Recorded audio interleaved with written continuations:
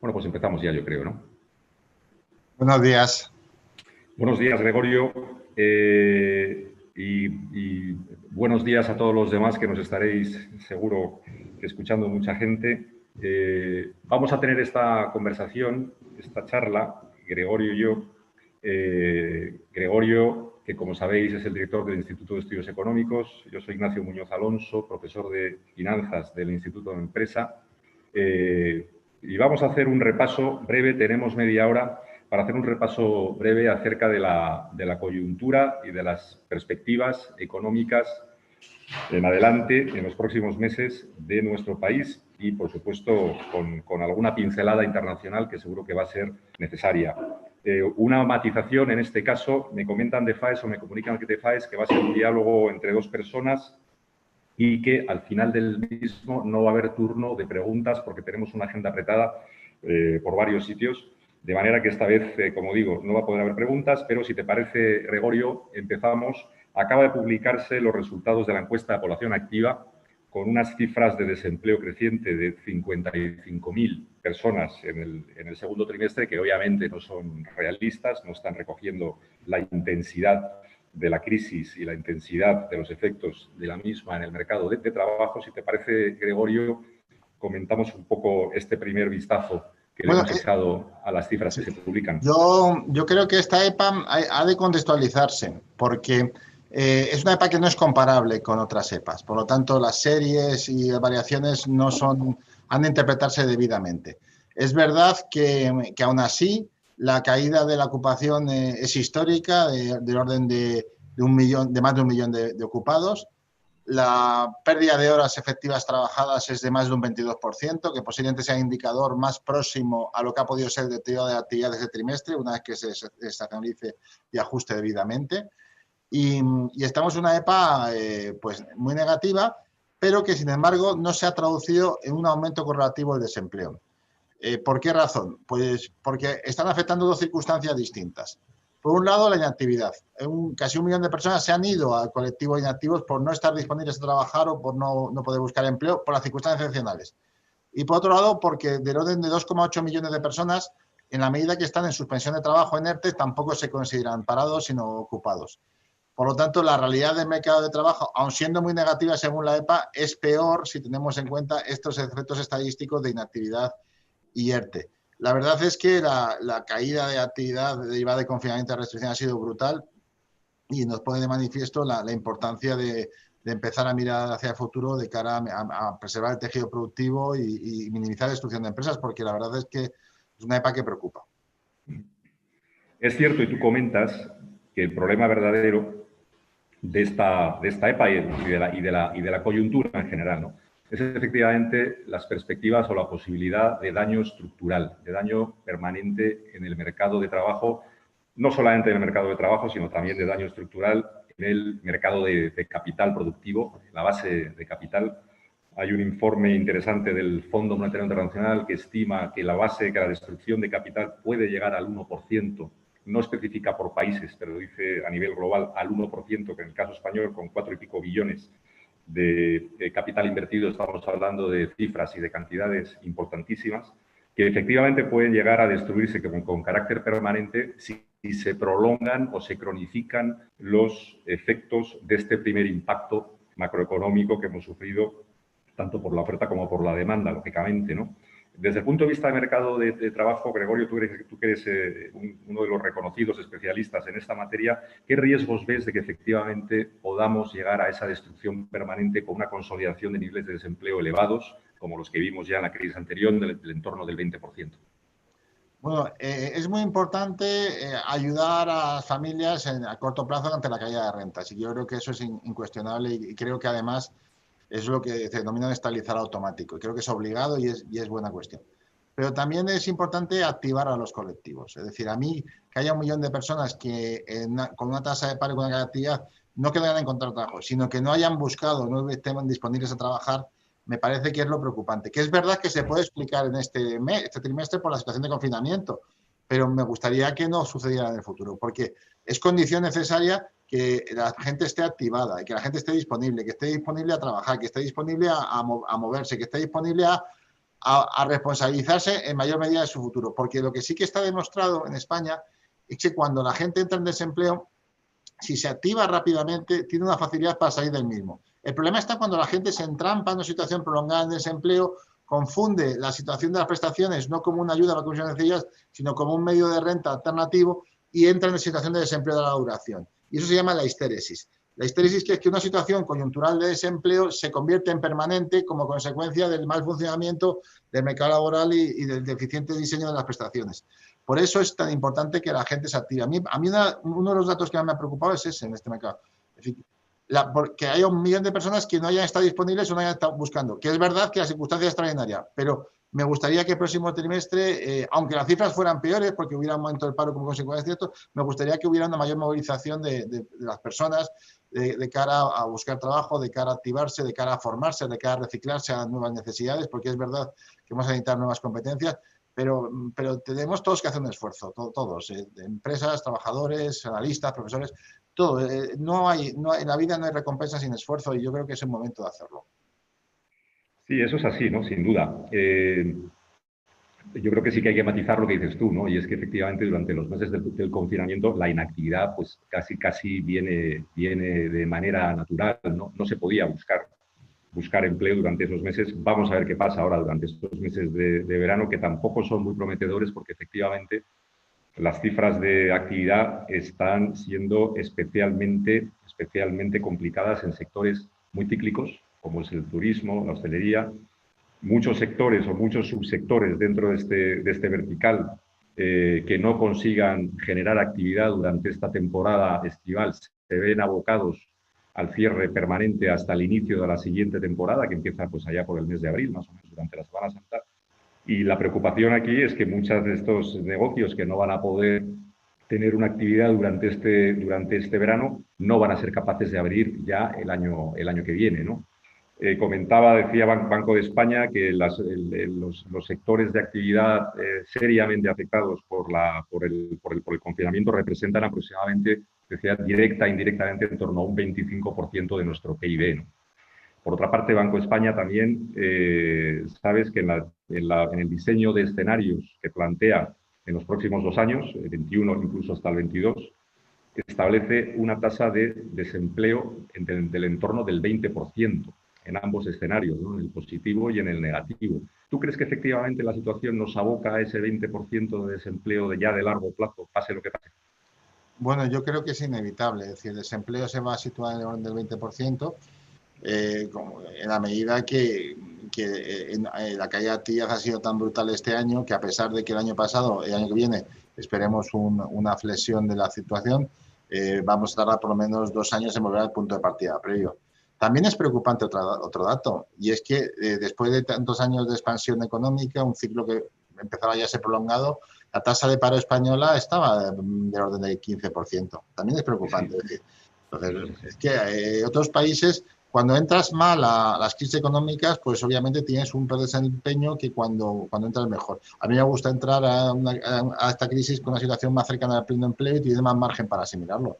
Pero obviamente enseguida entras en tasas de desempleo que son históricas en el mundo, que es del 20%. Lo que pasa es que como en la anterior crisis se puso muy por encima de esta tasa de desempleo, pues no le damos la importancia, pero una tasa de desempleo del 20% es preocupante para toda la sociedad. No, a mí una cosa que me preocupa también es que cuando la gente, el indicador de desempleo, lo poco que se utiliza en análisis económico. Se utiliza la temporalidad, se utiliza el modo de contratación, pero nadie se preocupa de tasa de desempleo, cuando posiblemente sea un indicador sintético que mejor señala lo que es la eficiencia del funcionamiento del mercado de trabajo. Y el mercado de trabajo español no funciona bien, funcionará menos mal que en el pasado, pero no funciona bien. Y esto se notará en que las tasas de desempleo van a ser mayores de las que se podían hacer en un mercado que facilita la adaptación, la flexibilidad y el ajuste de las empresas ante la situación. Porque lo que no se puede plantear es que en una situación de crisis poner trabas, prohibiciones y sobrecostes a empresas puede adaptarse a la misma. Sí, bueno, aquí los problemas estructurales de nuestro mercado de trabajo, ¿no? Que comentábamos que ese 25%, que es hostelería, turismo, automoción, transporte, etcétera, sufre de un problema serio de estacionalidad, temporalidad, tamaño medio de la empresa española, que recordemos que el 90% tiene menos de 10 trabajadores y por tanto está muy expuesta a los ciclos. Y efectivamente esa es parte ya de las reformas estructurales que quizá deberíamos de aprovechar con esta crisis para llevarlas a cabo, ¿no? Yo creo que en algún momento siempre se ha hecho el intento de superar esta condición, pero desde luego no son reformas sencillas, pero sin embargo, como digo, se puede por lo menos plantear y diseñar, ¿no? Con respecto ya, hablando ya de este aspecto de políticas económicas genéricas, ¿no? Es decir, aquí yo creo que podemos distinguir dos fases. Las medidas coyunturales, que son las que se han tomado hasta ahora, que es el choque ¿no? El choque fiscal y monetario para compensar el déficit de demanda durante los meses de confinamiento. Yo creo que haya habido unanimidad, prácticamente se ha hecho lo mismo en todos los países, y ahora nos tenemos que empezar a plantear cuáles son las políticas estructurales. Es decir, hemos hablado de mercado de trabajo, política fiscal, reformas, por ejemplo, de la administración pública. ¿Cuál sería, Gregorio, tu lista de prioridades desde el punto de vista ya de las políticas estructurales, pensando en el medio plazo y en la recuperación a medio plazo? Yo creo que el punto clave ahora es la confianza. Es decir, si no hay confianza empresarial, las ayudas europeas, los estabilizadores automáticos, su eficacia se contrae y no vale. No funciona debidamente. Entonces, yo creo que la clave es la confianza. Y la confianza empresarial depende de varios factores. En primer lugar, de asegurar la sostenibilidad a largo plazo, despejando incertidumbres acerca de futuras subidas de impuestos. España debe apostar de una vez por todas por la eficiencia del gasto público. Existe un margen de orden de un 14% de mejora de eficiencia del gasto, simplemente homologándonos a la media europea para prestar los mismos servicios públicos con un 14% menos de gasto. Vamos a ir por ahí. En ningún caso subiendo impuestos. Vamos a mejorar la calidad del marco regulatorio. Lo que las empresas necesitan ahora es seguridad jurídica, libertad de empresa. Libertad de empresa. ¿Y qué es la libertad de empresa? La libertad de empresa es seguridad jurídica, marco regulatorio, flexibilidad, en alguna medida, clima favorable a la empresa. Pues primero, sostenibilidad presupuestaria, clima favorable a la empresa. Y luego, también las autoridades públicas pueden hacer una ayuda importante en la medida que los recursos de Europa, que están previstos que vengan a España, en vez de canalizarse para hacer políticas de demanda o políticas cortoplacistas de gasto corriente, se centren exclusivamente en aquellas acciones que aumenten el potencial productivo de la economía española a largo plazo. En acciones que mejoren las posibilidades de producción, que mejoren la competitividad de las empresas, que mejoren la flexibilidad de las empresas, que mejoren la resistencia de las empresas. Porque de esta forma estos fondos van a tener un doble efecto. La política de demanda, en el momento en que se emplean los mismos, y la política de oferta en la medida que van a tener un efecto positivo permanente sobre el largo plazo por crecimiento potencial de España. Yo creo que estos son las tres grandes prioridades que tiene la economía española. Y otra cuestión, y al mismo tiempo no generar incertidumbre. Es decir, en el momento actual, que se planteen reformas totalmente inapropiadas, que además sabemos que no se pueden hacer, ni que se van a hacer, como la contrarreforma del mercado laboral, o plantear subida de impuestos ahora, pues son medidas que en sí mismas, aunque no tengan eficacia política, sí tienen una eficacia real de desconfianza a los agentes acerca de cuál puede ser el devenir futuro. Yo creo que es momento de confianza y de certezas, no de incertidumbres y de peligros para la empresa, porque esa es la manera de asegurar el crecimiento y la recuperación a largo plazo. Porque es verdad que una cuestión que es importante es que esta crisis a España le está afectando más que a otros y se está dando por hecho. Se está dando por hecho. Entre razones porque las restricciones han sido mayores en España, porque el margen de la política era menor y porque nuestro tejido productivo es diferente. Más pymes y más intensivo en actividad de proximidad. Pues también es verdad que esto nos obliga a hacer un esfuerzo mayor de acierto en la política económica de respuesta y sobre todo de no equivocarnos. Y no equivocarnos es valorar todas las medidas en relación a lo que genera o no genera confianza empresarial. Sí, no, vamos, que yo estoy absolutamente de acuerdo contigo y además me llama la atención efectivamente con la cuestión fiscal, con las subidas de impuestos. Es paradójico, ¿no? El estar acogiéndonos a políticas expansivas fiscales, como son, por ejemplo, el Fondo de Recuperación Europeo, que consiste fundamentalmente en eso, en una gran medida, ¿no? Porque luego habrá que ver efectivamente las condicionalidades y a cómo se tienen que aplicar, pero se trata en definitiva de una medida de carácter expansivo para luego aplicar medidas de carácter restrictivos de la demanda, como subir impuestos una vez que lo recibamos, ¿no? Es una paradoja curiosa. Además, yo creo que somos de los poquísimos países en Europa que están hablando de subir impuestos. El resto de los países, Francia, por ejemplo, lo comentó, lo hizo público el año pasado, en la primera configuración, todavía a grandes rasgos, de su plan de recuperación estructural a medio plazo, lo que han dicho claramente es que no van a subir impuestos. Es decir, en este momento lo que toca precisamente es lo contrario. Lo que toca, como dices tú, y estoy absolutamente de acuerdo, es tener un ojo puesto en el gasto público. Es decir, tenemos ahí efectivamente muchísimo margen todavía de maniobra. Está el tema, por ejemplo, también de la efectividad de la recaudación, que eso es un tema distinto. No hace falta subir impuestos, sino pues, medidas de eficacia recaudatoria, pero desde luego continuar estimulando en la medida de lo posible el aumento de la demanda con las consideraciones de oferta que tú comentabas de carácter estructural, por lo menos en los 6 años que nos van a durar los fondos estos europeos, ¿no? Otra cuestión, dime, perdona. No, tú, perdona, Ignacio. Otra cuestión que quería comentar es con respecto, hablabas tú de certidumbres, con respecto al horizonte de recuperación. ¿Qué horizonte de recuperación estimas? Yo creo que lo de la V ahora mismo existe poco consenso ya con respecto a la V como perfil de recuperación. ¿Qué horizonte te parece el más plausible? Yo creo que la salida de la crisis es más incierta y con total seguridad más lenta de que ha sido la caída. Incertidumbre porque es muy contingente respecto a la evolución de la pandemia. Si va a haber rebrotes y si este de producirse, cuándo se va a producir y qué restricciones va a llevar consigo. Esta es una incertidumbre que, en cualquier medida, retarda y disipa los escenarios o amortigua los escenarios de recuperación. En segundo lugar, como consecuencia de la crisis, estamos acumulando unos volúmenes importantes de deuda pública por la política fiscal y de exceso de liquidez por la política monetaria. Y estos factores, que han podido ser necesarios a corto plazo para amortiguar la situación, sin duda alguna también condicionan la capacidad el ritmo y capacidad de recuperación de las economías. Y por otra parte, las medidas que están acometiendo, las políticas de demanda acometidas, yo creo que han sido positivas pero insuficientes, a la vista de que hay destrucción de tejido productivo. Y por lo tanto, si no te centras en lo que es la oferta, que es el tejido productivo, la recuperación será débil y dependiente de que recupere tu entorno exterior. Por eso yo creo que la recuperación va a ser más lenta y moderada que la caída. Por lo tanto, posiblemente en escenarios más favorables estamos hablando que para volver al punto de partida teníamos que esperar al 2022. Obviamente, los choques de demanda que se prevén con los fondos europeos y con los estabilizadores automáticos que se han acometido, como por ejemplo la medida de financiación avaladas por ICO, pues van a tener un efecto a corto plazo muy importante para explicar el rebote del año 2021. Pero lo importante no es el 2021, es el PIB potencial español, que está en una tasa muy moderada y que es la clave para explicar la tendencia 2022-2023. Por eso yo pienso que hacemos tanto énfasis en el corto plazo y lo urgente, que se olvida lo importante y el largo plazo, que es lo realmente relevante. Y ese trade-off entre lo urgente y lo importante, yo creo que siempre se va decayendo lo importante sobre lo urgente, y en el momento de crisis es cuando se visualiza que la prioridad que se planteó no fue la acertada. Yo por eso creo tan importante aprovechar los fondos para políticas de oferta, porque la otra rama de política de oferta sería planes de liberalización económica y la otra sería recorte de impuestos. Recorte de impuestos no parece que se plantee por el actual gobierno, no hay ninguna propuesta al respecto, aunque sería muy necesaria, sobre todo en las empresas.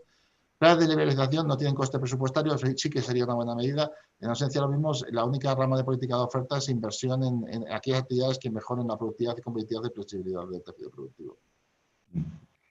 Sí, la verdad es que sí, no, vamos, estaba pensando mientras te escuchaba,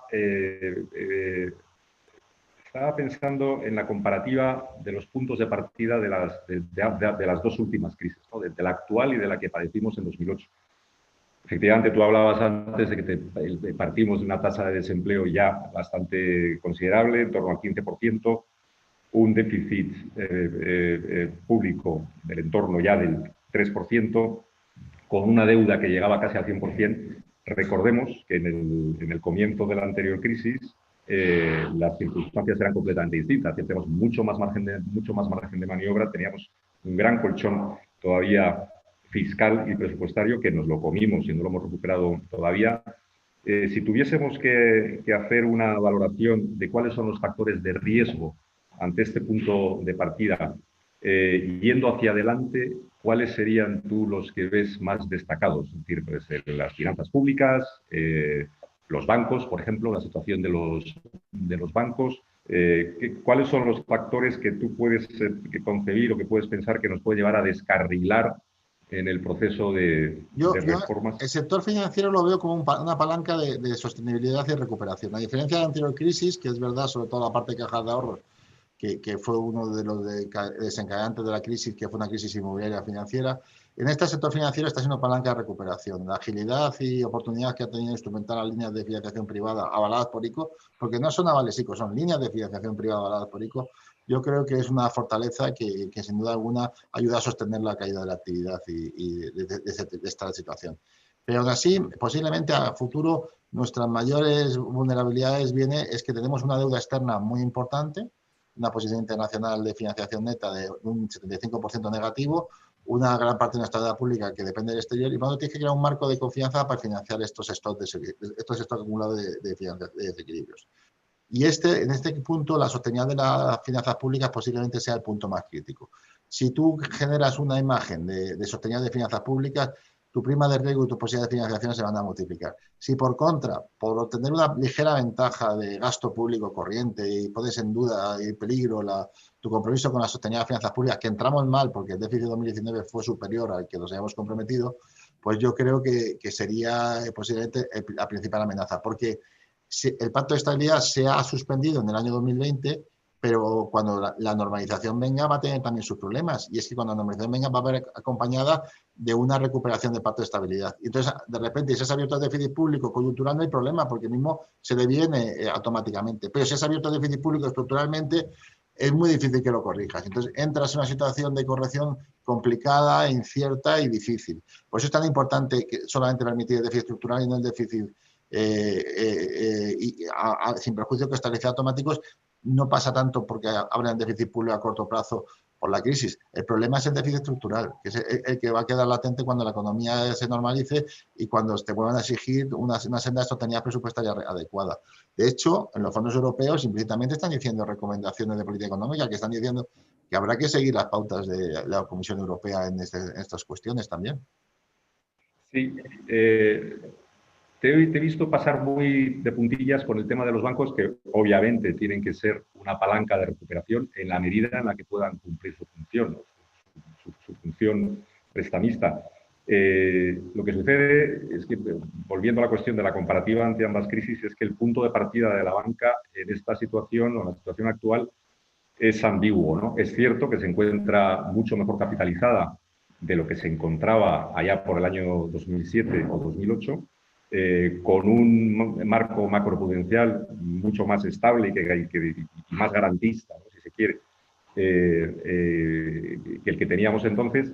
Pero, sin embargo, hay un dato que me preocupa, ¿no? Y es la tasa de mora. La tasa de mora actualmente en la banca española debe estar en torno, pues, casi del 5%, que bien es verdad que la recortamos desde el 15% allá por el 2013 o 2014, debió de ser. Pero recordemos también que en el 2008 o 2007 la tasa de mora de la banca española era del 0,8%. Es decir, ya tenemos 5 puntos de morosidad que se pueden disparar hasta el 10% con relativa rapidez, dependiendo también de la intensidad de esta crisis. Ya veremos a ver qué pasa a final de año, ¿no? 10 puntos de mora en una situación como la actual puede llevar a comprometer seriamente la actividad prestadora o el crédito, el flujo de crédito de la banca. No se habla mucho en el contexto actual de la situación de la banca, pero sí sería uno de las zonas, si quieres, en las que hay que evitar contagio, sea como sea, ¿no? Yo creo que los factores de riesgo, tú comentabas uno, que son las finanzas públicas, efectivamente. Otro, desde mi punto de vista, es el circuito de crédito, ¿no? Porque No, en el momento en el que eso...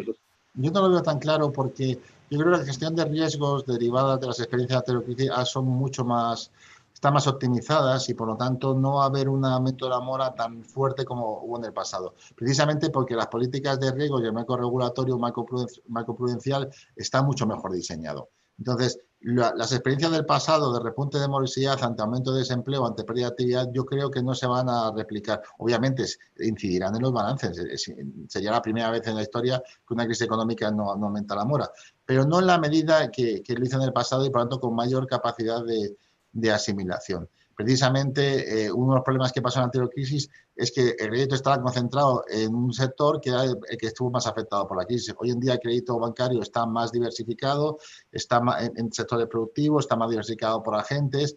Entonces yo creo que la capacidad de aguantar de esta situación va a ser mejor desde el punto de vista de gestión de morosidad y que la que fue en el pasado, sin perjuicio de que obviamente es un riesgo. Pero también es verdad que si algo ha puesto en evidencia esta situación es los altos niveles de eficiencia que tiene el sector financiero, porque en un entorno especialmente adverso de tipo de interés negativos está siendo capaces de funcionar y cumplir su natural función. A mí uno de los datos que más me gustó de este trimestre fue el crédito bancario. Que el crédito bancario en abril, en plena crisis, estuviera repuntando, precisamente por la línea de financiación privada, a mí me pareció un indicador de esperanza muy importante.